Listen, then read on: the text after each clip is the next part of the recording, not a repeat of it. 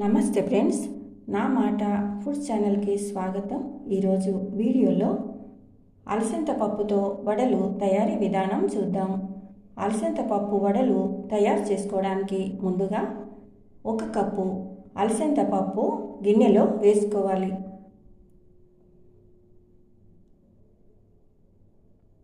తర్వాత వాటర్ వేసి 2-3 సార్లు బాగా కడగాలి.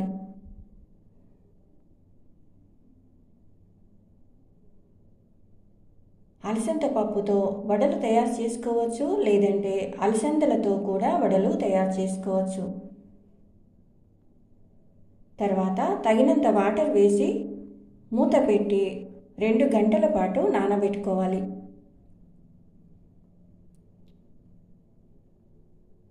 తర్వాత 2 గంటల తర్వాత పప్పు ఈ విధంగా నాని ఉంటుందండి. తర్వాత మరో 2-3 సార్లు బాగా కడగాలి. వాటర్ వేసుకుంటూ 2 సార్లు కడిగిన తర్వాత ఈ విధంగా స్ట్రెయినర్లో వేసి నీటిని వడగట్టుకోవాలి. పప్పు కడిగేటప్పుడు ఈ విధంగా పొట్టు వస్తుందండి. ఈ పొట్టు తీసివేసి గ్రైండ్ చేసుకోవచ్చు, లేదంటే ఈ పొట్టు వేసి కూడా గ్రైండ్ చేసుకోవచ్చు. తర్వాత జార్లో వేసి తగినంత సాల్ట్ వేసుకోవాలి. 1/2 స్పూన్ ధనియా పౌడర్, 1/2 స్పూన్ జీలకర్ర వేసుకోవాలి. తర్వాత మెత్తగా లేదంటే బరకగా ఇష్టమైన రీతిలో గ్రైండ్ చేసుకోవచ్చు. తర్వాత గ్రైండ్ చేసిన తర్వాత ఒక బౌల్లో వేసుకోవాలి.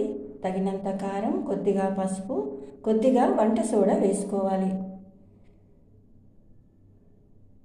తర్వాత ఈ విధంగా కలిపిన తర్వాత దంచిన వెల్లుల్లి వేసుకోవాలి. చిన్నగా కట్ చేసిన పచ్చిమిర్చి వేసుకోవాలి. ఉల్లిపాయ ముక్కలు వేసుకోవాలి. తర్వాత చిన్నగా కట్ చేసిన కరివేపాకు, కొత్తిమీర వేసుకోవాలి. తర్వాత బాగా కలుపుకోవాలి. వాటర్ అస్సలు వేయకుండా కలుపుకోవాలి.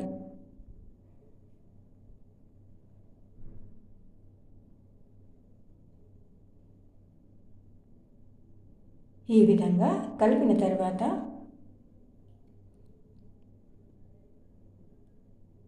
ఒక కవర్పై ఈ విధంగా వడలు తయారు చేసుకోవాలి.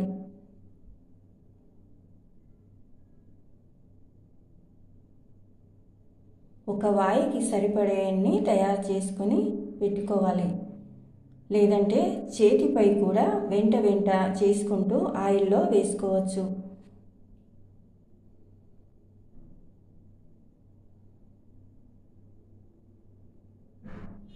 అన్నీ ఇదే విధంగా తయారు చేసి రెడీగా పెట్టుకోవాలండి.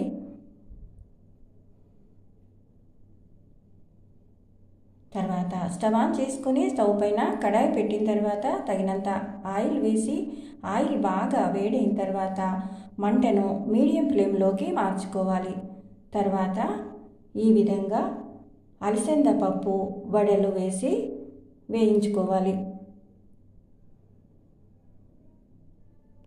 కొద్దిగా వేడైన తర్వాత ఒకవైపు నుంచి మరోవైపుకి తిప్పి వేసుకుంటూ మంచి కలర్ వచ్చే వరకు వేయించి తీసుకోవాలి.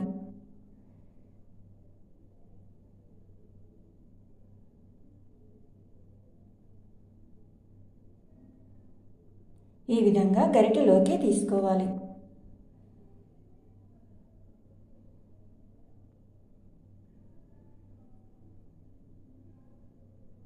తర్వాత మరో వాయి వేసుకోవాలి.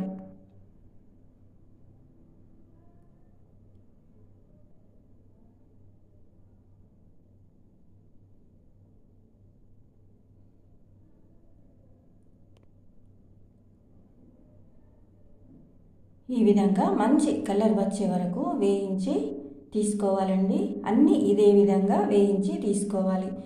తర్వాత టిష్యూ పేపర్పై వేసుకోవాలి.